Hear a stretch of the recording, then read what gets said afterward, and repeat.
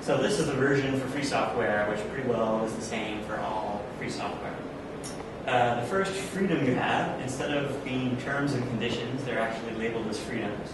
The freedom to run the program for any purpose, not just for certain purposes, commercial, non-commercial, so on and so forth. The freedom to study how the program works and adapt it to your needs. And this is only possible if you also include the source code. So you can't just distribute binaries, because just binaries are something you can't learn from. You can't understand how they actually work. It's just some kind of magical black box that you use, like Final Cut Pro and so on. The freedom to redistribute copies so you can help your neighbor. So you can buy a DVD, let's say, of Linux or Ubuntu or something, and they really are happy with you copying that DVD and giving it to your friends for free, whether you pay for it or not. And that usually means that almost everything is really easy to download for free. Number 4, the freedom to improve the program and release your improvements to the public so the whole community benefits. So this is really the idea that free software itself is in a social, community-driven rather than profit and market-driven economy. So it's really about individual programmers doing what they feel needs to be done in order to improve programs and working with other people, and that growing a base of what free software is. So I didn't mention it, but the computer I'm doing this presentation on is running Ubuntu, which is a particular kind of Linux. And I can show it off a little bit at the end if anyone's interested.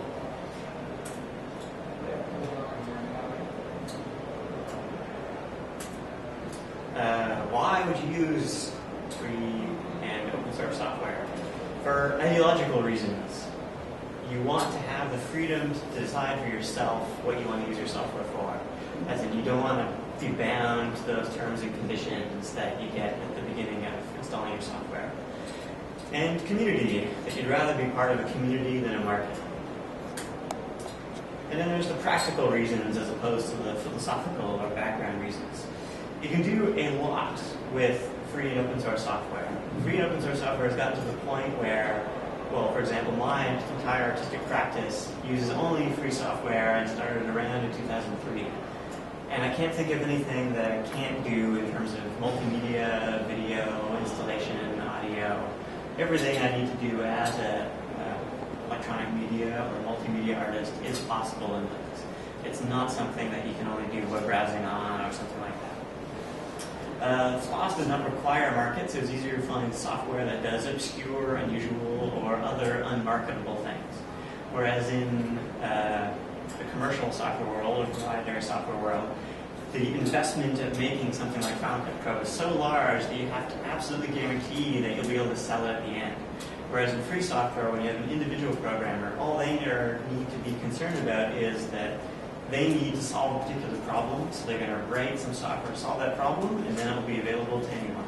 So you don't need any market at all. In fact, you only need one person who needs to solve that problem before you need to solve it for the software to exist to solve that particular problem. You want to write your own software, but you don't want to do everything yourself. With free software, you can use what others have done as a basis of your software, so you can build on what other people have done. Let's say you're using Final Cut Pro and you want it to do one little thing on top of it that it can't do.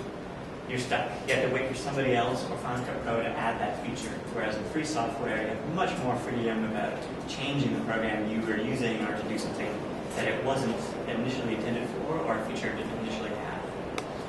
So the trajectory of artistic works is this relationship between performance, interaction, and context. So these are 3 tags that kind of represent 3 different kinds of artworks that I make. Performative, improvisational work, interactive artwork, and contextual artwork. So I'm going to have a couple of examples of each of these, or one example of each of the first 2, and then the third context things will start leading into the how a dream machine came about. So this is one of the selected works called Self-Similar, which was made in 2004, and it's a improvised graphics performance. So usually I work with musicians in a club or a lounge, or even in some art spaces and parties and things like that. And usually the musicians do something completely improvised. They're just making electronic music however they feel like doing and responding to their other musicians to make something happen as free use possible. And I'm there also playing off with the scent that they make in order to make an image. This particular example was based on this idea of self-similar, which might be familiar. It's a term that represents what fractals are about, where the whole represents the part. So some of them are a little bit hard to tell, but obviously, like in this example, there's one cube that's repeated over and over again until you get kind of a fractal pattern. In this case, this circle is the same as this circle, which is the same as this circle, and so on. And so this is actually one of these cases where, as I'm piloting, let's say, or actually improvising the artwork, I actually have no idea what's happening on the screen until I do it. All I'm doing is moving little sliders that make slight changes to each of these shapes, position and space. And it's through those subtle changes that all kinds of magical and emergent things happen, especially like this kind of case, where one simple line, that's the only thing that we have, ends up being in this very organic, spirally kind of shape. I'll be showing video of this for part of the workshop also, so if you're interested in hearing more about these works, you can ask me and visit my website and or come to the workshops, and I'll be showing some video actually of how they look while they're moving. This step and repeat is an artwork I did in 2005 in collaboration with something called the Art Interface Device, which was an early hardware platform for artists to work with electronics before Arduino existed. But since Arduino gained so much, let's say, growth, community growth, it was kind of abandoned. But at the time, it was an early way of making electronics and art projects kind of work together. So there's a sensor, which is right here, which just measures the distance between the screen and whatever is in front of it. And there's a projection, which is actually an image of me. So for every step that you take towards the screen, the computer decides whether you took a step towards or away from it. And then it tells the video that I should tell the character on the screen to take a step towards or away. So every step you take towards the camera, the character on the screen, which is me, takes a step towards you.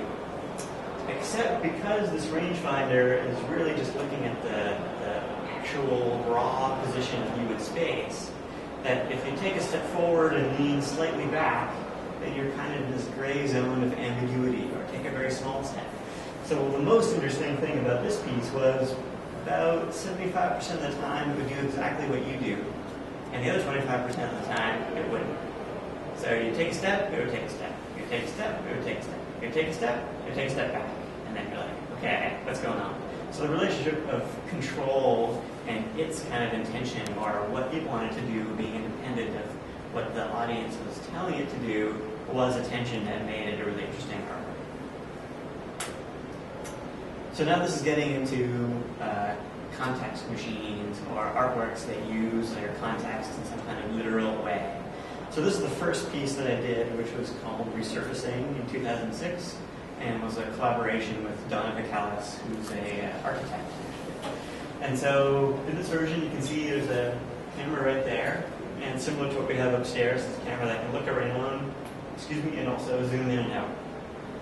And the installation involved two screens, but I'm not going to talk about the other one too much. And basically what the camera would do is look at various things that it's seen in the world. Each of those things that it sees, it would remember the position it saw it in, and remember or store one frame, and also where in space. So this image on the left is actually each of the images that's recorded all superimposed on each other to kind of make a collage of the space it's in. This camera also had a zoom control. So sometimes it would zoom in, sometimes it would zoom out. So it has this pan, tilt, and zoom. And so I just mapped the pan, tilt, and zoom to sides X and Y. So this image vaguely resembles the world that the camera could see.